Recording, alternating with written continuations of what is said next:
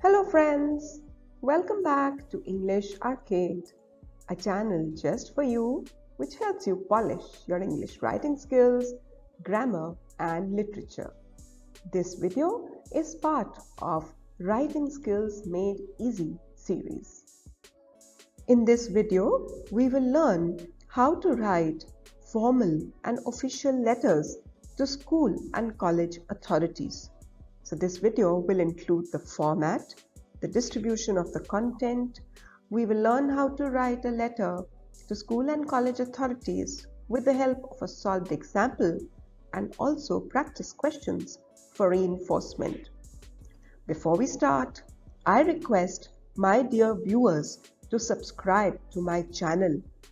Don't forget to press the bell icon to receive a notification as soon as a new video is uploaded. So letters to school and college authorities are formal letters written to the head of a school, a college, an institute, or a department. That means these letters are addressed to the principal, the vice principal, the headmistress, the coordinator, the dean, or the director of an institute, a school, or a college. These letters can be written by students or even by their parents. What are the objectives of writing these letters? They can be used to make requests. We write these letters even to give suggestions or sometimes to make complaints regarding the institute concerned. So friends, these letters to school and college authorities are written for numerous reasons. Some of them are: we write this letter to make inquiries about courses and facilities being offered by the institute. We could write this letter if we need to take admission in a new school or a college. Change of stream, subject and section kind of requests can also be made through the medium of these letters. We can even highlight a problem in school or a college through the medium of this letter and even request for a solution, a remedy to the problem. We can seek permission to participate in a school or a college event or be a part of a school or a college tour, an excursion tour, etc. through the medium of this letter. We can use these letters to make complaints, especially regarding wrongdoings taking place in school or a college. We can use these letters to offer explanations, particularly if we are caught doing something incorrect, and use these letters to make apologies to the institute. And we can use these letters even to give suggestions on how to improve the functioning of the school or the college. Looking at the essential elements of these letters, as we've just learned that these letters are formal letters written to the heads of the institutes and can be written by students or by their parents. The tone of these letters is polite and respectful because we are writing to the head of the institute. Informal expressions, greetings, even short forms of words should not be used. Remember, these are formal letters and the language used will be formal in nature.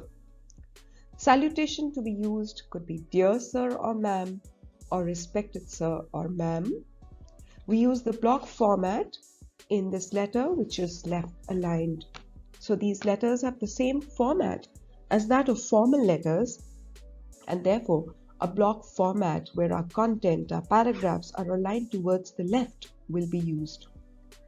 Leaving lines between paragraphs is extremely essential.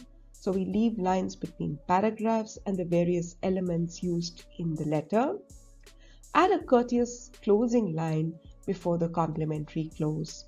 The complimentary close could be yours sincerely, yours faithfully, yours truly, which is followed by the sender's name. The format of these letters is the same as that of a formal letter, which starts with the sender's address written at the top left-hand corner of the sheet. Most of the times, the sender's address is given in the question itself. This is followed by the date written in the expanded form. So when we write the date, we follow the date, month, and year pattern. Never write the date with hyphens and slashes. That is not used in the new format. This is followed by the receiver's designation and the official address of the receiver. Then comes the subject, in which we state the purpose of writing the letter. This is followed by the salutation, which could be dear or respected sir or ma'am. Then comes the most essential part of the letter, that is the body of the letter, which is split into 3 paragraphs. First paragraph is an introductory paragraph. Second paragraph gives details of the problems and the consequences of the problem. The third is a conclusion where we request for action from the authorities. After the body of the letter comes the complimentary clause, followed by the sender's name, and if required, the sender can write his or her class and section as well. So this is what the format of our letter will look like. Sender's complete address, date, the designation of the receiver, which is the principal, complete address of the receiver, subject, salutation, body of the letter, complimentary clause, sender's name, class and section if required. Let us see how we can distribute the content in the body of the letter. So friends, we have to divide the content into 3 paragraphs. So this is the way we can distribute the content in the 3 paragraphs. The first paragraph, we introduce ourselves and state the purpose of writing the letter. Paragraph 2, we give details of the issue, the nature of the problem, if there is an issue or a problem, and the consequences that it has led to, impact on students and you. Paragraph 3, we request for an action, permission or an inquiry to be set up, or a consideration for your suggestions or proposals. If required, even request for a meeting with the principal. This is more applicable if the parent is writing the letter. Now let us look at this example to fully understand how to write this kind of a letter. The question is, you are Rohan Negi / Rihana Negi, a student of Daffodils Public School, Vikaspuri, Delhi. The canteen of your school is selling junk food to students. As the head boy, write an application to the principal of your school addressing the problem. We start by writing the sender's address on the top left-hand corner. This is followed by the date in expanded form. Then comes the receiver's designation, followed by the receiver's address. This is followed by the salutation, and then comes the subject.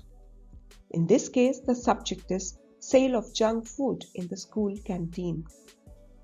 In the first paragraph, we introduce ourselves and write the reason for writing the letter. The first paragraph is very brief.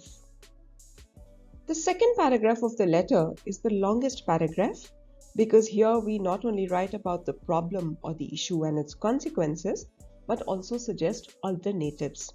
In this paragraph, we've written how students' health depends upon the food they eat and how they end up eating junk food in school because that is what is served in the school canteen. And then we give healthier options which could be included in the canteen menu. In the next paragraph, which is the last paragraph, we request the school authorities to look into the matter and take the corrective action. The letter concludes with a complimentary clause followed by the sender's name. I'm sure by now you have all understood how to write a good letter to school or college authorities. So here is a question for you all to practice. The date of a practical examination clashes with an important cultural or sports event that you have to participate in. Write a letter to the principal of your school requesting him or her to reschedule the practical examination so that you can participate in the cultural or sports event. You are Anish Kakkar of Surya Public School, Kanpur. Thank you for watching this video. Kindly like, share and subscribe to my channel.